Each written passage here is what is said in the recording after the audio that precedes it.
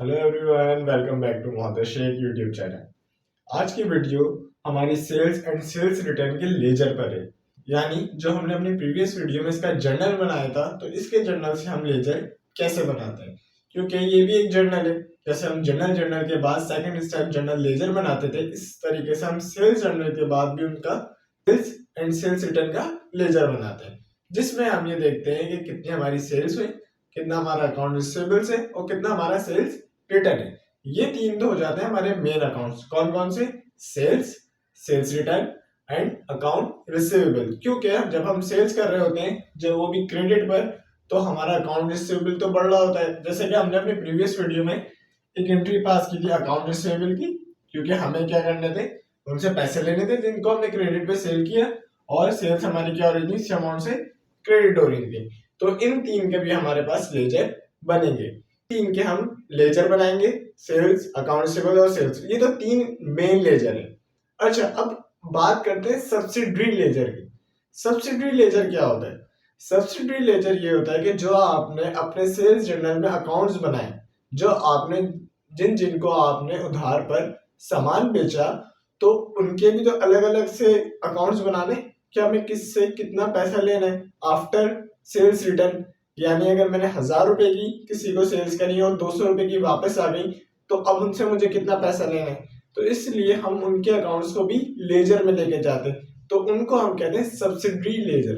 क्या कहते हैं? सब्सिडरी लेजर, यानी इंडिविजुअल अकाउंट का जो है बैलेंस लेजर में जाएगा। जैसे कि मैं आपको एग्जांपल दूं, 18,550 की हमने मूसा जी को सेल्स की उधार पर। ठीक है, मूसा जी को फिर हमने यहाँ पे सेल्स करी, तो हमें उनसे पैसे कितने लेने? 18,550 इस सेल के भी लेने, 14,900 इस सेल के भी लेने। मगर देखा जाए तो मूसा जी ने हमें 2 दफा रिटर्न भी किया।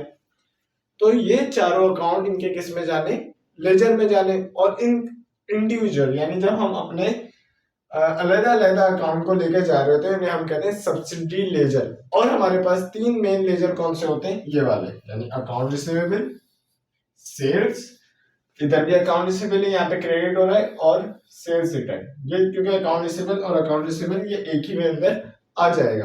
तो ये हमारे तीन है जो मेन लेजर है, जिनका अमाउंट हम आगे लेके जाएंगे। पहले हम इन तीन का बनाएंगे जो मेन है, यानी सेल्स, अकाउंट रिसीवेबल्स और सेल्स रिटर्न। फिर हम इंडिविजुअली सबके बनाएंगे, मूसा जी का, हैदर अली का, सैफी स्टोर का, क्योंकि उनसे वापस कितनी आई। ठीक है, हैदर अली से वापस कितनी आई। ठीक है, तो ये हम इंडिविजुअल इनका सब्सिडरी लेजर भी बनाएंगे, अलग अलग इनका सब्सिडरी लेजर बनाया जाएगा। तो चलिए अपने लेजर पर चलते हैं। ओके, तो यहाँ पर मैंने अकाउंट रिसीवेबल, सेल्स और सेल्स रिटर्न, इन तीन अकाउंट्स का लेजर बना लिया, जो तीन मेन अकाउंट्स है। और जो सब्सिडरी लेजर थे वो कौन कौन से थे? मूसा जी, हैदर अली, रजब अली और सैफी स्टोर। ठीक है, ये तीन हमारे कौन थे? सब्सिडरी लेजर थे। यानी ये मूसा जी वाले, हैदर अली वाले और सैफी सब्सिडरी है, यानी ये वो अकाउंट्स हैं जो सेल्स जर्नल के अंदर थे। ठीक है, जो अंदर अकाउंट्स का लेजर बनाया जाता है उनको हम सब्सिडरी लेजर कहते हैं। मैं यहाँ पे हेडिंग भी डाल देता हूँ, सब्सिडरी लेजर। ठीक है, तो ये तीन जो हमारे वो सब्सिडरी हैं, और ये वाले हमारे जनरल लेजर हैं।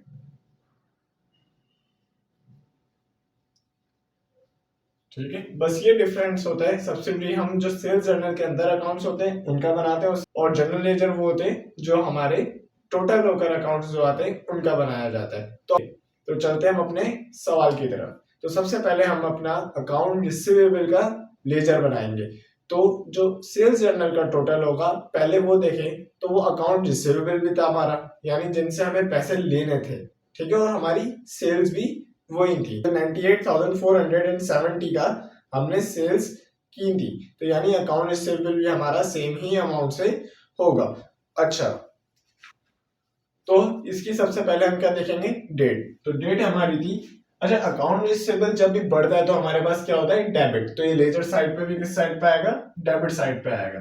31 और 4 हमारी डेट आ जाएगी। और रीजन भी आप यहाँ पे लिख सकते हैं कि रीजन क्या था इसके डेबिट होने का, कि सेल्स जर्नल की वजह से ये डेबिट हो रहा था। तो यहाँ पे हम SJ लिख देंगे शॉर्ट में, सेल्स जर्नल। और हमारे पास अमाउंट कितना था? 98,470। वो अमाउंट डेबिट साइड पे यहाँ पे आ जाएगा।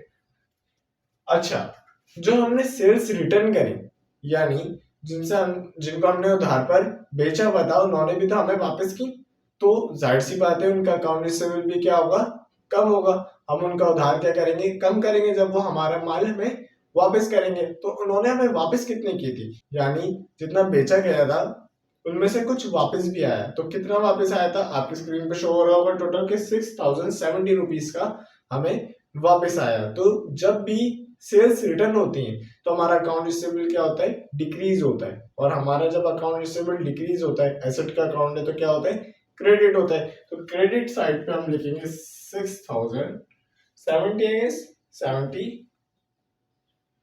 अच्छा, रीजन क्या था, सेल्स रिटर्न जर्नल, और डेट 31/4 ही डलेगी।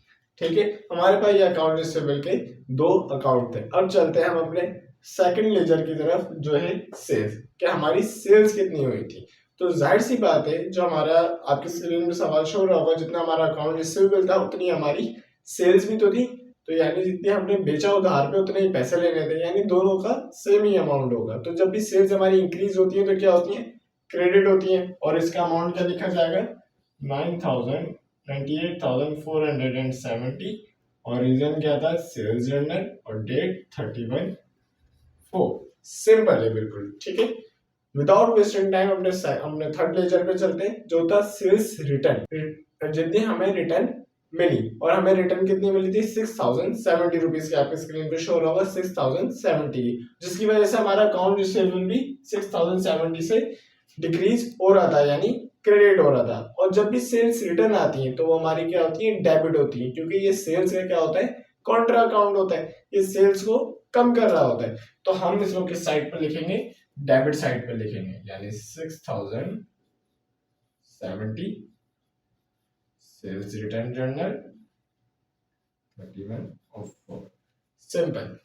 ठीक है, अब हम चलते हैं अपने सब्सिडी लेजर की तरफ, यानी जो हमारा मूसा जी का लेजर था, हैदर अली रजब अली का था, सैफी स्टोर का था। एंट्रीज तो हमारे पास बहुत सारी थी, मगर इन्हीं बंदों की बार बार आ रही थी। तो लेजर याद रहे एक ही दफा बनता है। ठीक है, हर एंट्री का अलग लेजर नहीं बनेगा, सिर्फ लेजर एक दफा के अंदर एंट्री काफी दफा आ सकती है। ठीक है, तो सबसे पहले मूसा जी का अमाउंट देखते हैं। मूसा जी का अमाउंट है 1 अप्रैल का 18,550, यानी हमने इनको सेल्स करी, तो इनका मूसा जी का अमाउंट क्या हो जाएगा, 18,550 से डेबिट हो जाएगा, क्योंकि ये हमारा अकाउंट रिसीवेबल का अमाउंट है बेसिकली। ठीक है, तो हम इसको क्या करेंगे, 18,550, ये एंट्री का वही है 1 अप्रैल 4, और क्या रीजन था, सेल्स जर्नल। ठीक है, अब हम चलते हैं अपनी सेकंड एंट्री की तरफ। तो आपकी स्क्रीन पे शो रहा होगा कि सेकंड एंट्री जो थी हैदर अली रजब अली की, वो कितनी की थी, आपकी स्क्रीन पे दिख रहा होगा 17,770 की। तो ये भी हमारी क्या है, ये सारी हमारी डेबिट एंट्री होती है, क्योंकि ये सारे हमारे क्या है, अकाउंट रिसीवेबल्स हैं। तो ये हमारी 17,770 से क्या हो जाएगी, डेबिट हो जाएगी। और रीजन क्या था, सेल्स जर्नल, और इनकी डेट क्या थी, 2/4। यहाँ मैं मोबाइल का यूज कर रहा हूँ, क्योंकि मैंने बोर्ड पे से जर्नल मिटा दिया था, तो मैं जर्नल देख के इसका लेजर बना रहा हूँ। ठीक है, तो थर्ड हमारे पास जो एंट्री थी वो थी सैफी स्टोर की। ठीक है, सैफी स्टोर भी हमारा क्या था, अकाउंट रिसीवेबल्स था, जैसे मैंने अभी बताया, ये सारे क्या होने, डेबिट होने। तो सैफी स्टोर्स भी हमारा क्या होगा, डेबिट ही होगा, ये भी हमारा रिसीवेबल्स का अमाउंट है। अभी सिर्फ हम सेल्स जर्नल पे बना रहे हैं, इसके बाद हम सेल्स रिटर्न का भी बनाएंगे। ठीक है, अब हैदर अली रजब अली की एंट्री आ गई दोबारा 14 अप्रैल को 17,800। तो 17,800 यहाँ पे लिख लिया जाएगा। और रीजन क्या था, सेल्स जर्नल, और 14/4। बस इस तरीके से इसके अंदर एंट्री जाती जाएगी। अब फटाफट दोबारा मूसा जी की आ गई 14 को, 14/4 सेल्स जर्नल दोबारा डेबिट कर ली जाएगी 14,900 से। ठीक है, सिंपल सिंपल जल्दी जल्दी करते हैं। अब सैफी स्टोर 14 को, सैफी स्टोर की दोबारा आ रही है 12,500 की। तो 14/4 सेल्स जर्नल 12,500। ठीक है, ये हमारी एंट्री अब वाली आ गई जितनी सेल्स जर्नल में थी। अब इनके सेल्स रिटर्न्स भी तो थे, तो सेल्स रिटर्न हो रहा, जब भी सेल्स रिटर्न हो रहा होता है तो हमारा अकाउंट रिसीवेबल क्या हो रहा है, क्रेडिट हो रहा होता है।